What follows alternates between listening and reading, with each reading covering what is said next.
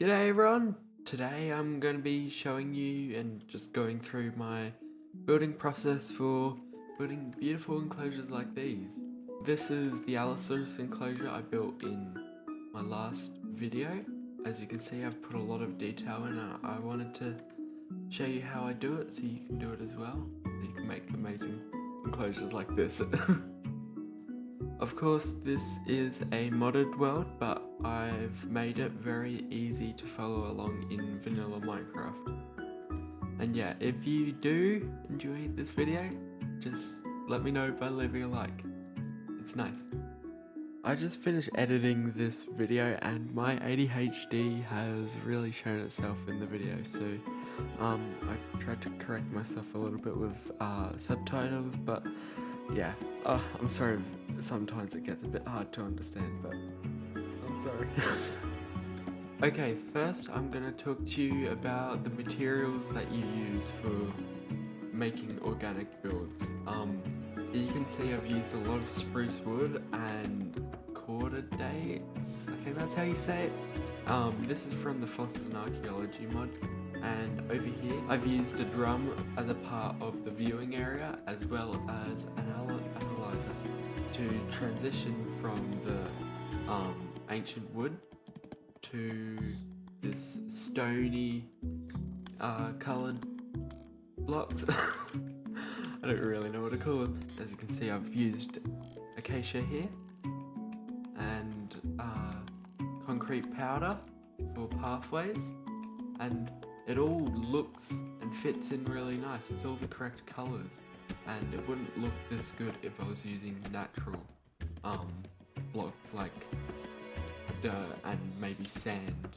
Next part I want to talk about is transition and height variation. First time I talk about height variation, so you can see here, this bottom layer closest to the water. This is mostly very muddy.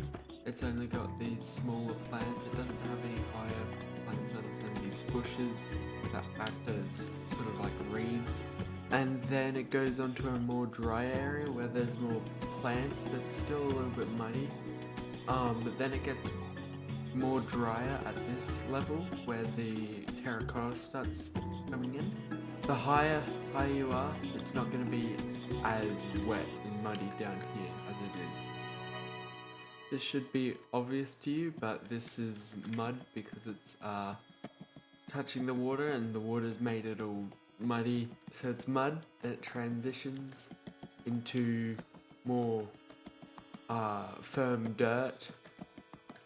But yeah, just using different blocks. So I've used brown terracotta and then I've used mud from the Biomes of Plenty mod.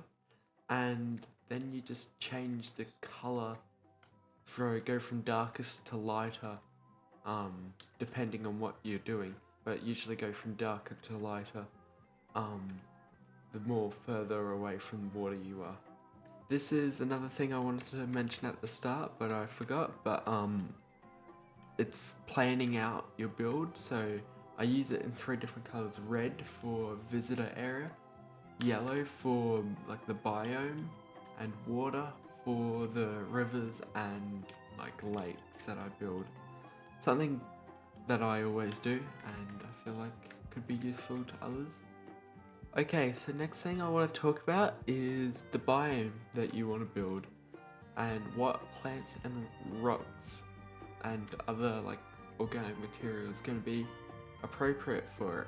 So here you can see I've gone for like a lush mesa, and because the rock formation and walls here are mostly built out of terracotta, it doesn't make sense to build it out of diorite or stone because it doesn't feel like a natural occurring rock compared to these in the biome that I've made here. And it also just doesn't look right in the area. So I've gone with granite, as you can see here. It fits the colour of the walls and the ground a lot, which is something else. But if you're building in a like a forest, maybe stone, because You can use mossy stone, and the walls mostly will be stone. The hills and mountains around it will mostly be stone, but in a deserty area you're gonna want mesa, and it's a bit hard choosing with diorite. Next thing I want to do is plants. So I've mostly used some dry plants. Something to note when you're building a dinosaur enclosure is that there was no grass in those areas. So I use a lot of ferns and shrubs. Obviously I've used a little bit of grass, but it's not that tall grass, so it does work a little bit. Next thing I want to talk about is correct places for plants. So I usually like to put plants next to pillars. So like these pillars here, they usually have these agravoid. I don't think that's what they're called in real life, but these agravoid plants all next to them. They're like the pillars. They all at least have one or none. Apparently, I didn't add it next to everyone, but I have a better way of showing you over here. So maybe if you're building a house and you want to put some plants next to it, but you make it look like you didn't plant them, they're just growing, you want ferns and sort of like weedy plants, little pest plants is what they're called. But if you're decorating and you just want leaves, you can add in also large ferns, and it does make it look a bit natural, mixing in with bushes. And then if you want a darker area, this is like an undercover area, maybe in a city or something, you use these other plants. These ones are like, what are these? Kuru? I don't know. They sort of look like vines sticking out, and maybe they're reaching for light, which is sort of what I'm trying to put here. Same with these lilies of the valley. They reach out from under trees to get to the light. So that's sort of what I mean by that. Next part, I didn't write in my notes, but I was meant to. This part is very similar to water to earth transition from what I did before with the river, then the mud to the dry land. This is stones transitioning to grass at the top. I put a wider range of grass here, so you can see my color palette here.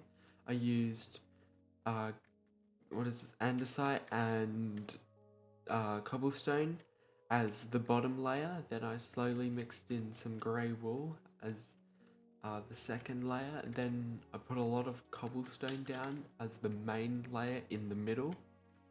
And then to start the transition to the dirt, I used gravel because it's a little bit gravelly, as dirt is. And then I needed a color because I didn't want it to be gravel, which is a grey color right next to a brown color, which doesn't look that great when you can have a good transition between the blocks. So this is a little bit grey. It's more dull than dirt, but it still transitions great. So yeah, I've got light grey terracotta there, then just grass, and then up further the hill you go, you get to grass. So it's not the immediate layer, you don't find grass at the edge, but higher up you go, you do get a bit of grass. Same with this, but it's a bit different. Obviously this is mesa, and this is just me using a bit different blocks. So obviously I used acacia here. I've used bricks because it does fit well as a block that the color fits well with the other blocks around it. So so that sort of fits in with using incorrect blocks for the correct look that you're going for. So yeah, just terracotta, then brick. But these bricks are here as tide lines, so as the water goes down over millions of years, it leads tide lines, which is what these are. That's how all the lines in mesas and canyons and all that are formed. So that's sort of what I want to build there. Then I've got wood here as roots. Same over here, just as roots. So it's holding the cliff together, and I'm also using ferns, and I'm just gonna call them kangaroo ferns, to hold the cliff together. Because what they do, at least in Australia, is their roots go down the face of the wall or the cliff, and they just keep the weaker bits of dirt and clay together, and it just makes more sense that way. And this is just a little example similar to the one I made over here of how you can use the kangaroo ferns to keep things together. This is what I should have shown before, but I forgot. This is a water to earth transition block palette that I've used. I didn't use the brown concrete, but because I already had it a lot of blocks. But I also didn't add in the fossils and archaeology wood, so I guess that's what you could use here instead. Sorry, my voice was getting a bit croaky. Yeah, that one's using dirt, but this is water to like a masonry fill. But yeah, these are a bit different to what I use, but these are just examples. You can go tons of different ways with the block palette that you're using. Okay, final part I want to talk about is where to put trees. Because trees are so big, you don't want them covering where viewers are gonna look. So like in this area or this area, you want them out the back, but you also want enough area between where the dinosaurs can walk, or where it just looks natural. And my voice is getting a bit croaky, hold on. Yeah, so having the trees up the back or following a river is what I like to do sometimes. Not every time. Maybe if I want to make a jungle area, I do make it fairly covered. I try to make it open. Yeah, these trees, they're at the back, and it looks really good up the back, and I don't think it would look good if they were even at mid-range. They should usually always be at the back unless the dinosaur is shy and it wants trees to cover itself. But yeah, that's sort of my rule towards those sort of things. Yeah, so I hope I've showed off everything I could. I've all filmed this in one go, so hopefully I don't have to re-record it, because I'm really happy with everything I did in one go. Why are you dying, my friend? He's probably suffocating or starving. I probably need to feed them. Yeah, so thank you for watching this video.